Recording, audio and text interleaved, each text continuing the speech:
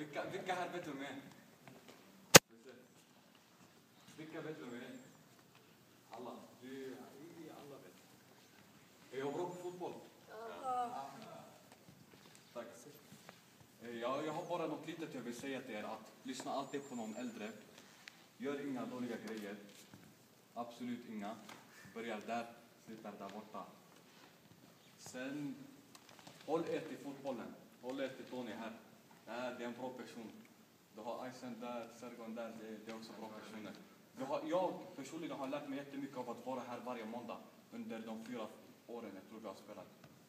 4 år jag tror. Det fick mig att hålla mig borta från all skit. Som, typ åka fast, vara i polisstationen och sådana grejer. Istället så kom jag hit och spelade fotboll med Tony här. Så det är nästan allt jag ville säga. Det är bara att hålla er till det ni är. Låt ingen kompis trycka ner er. Låt ingen visa att ni ska ta en fel väg. Skapa din egen väg om inte ni har den. Det är allt jag har att säga. Tack vare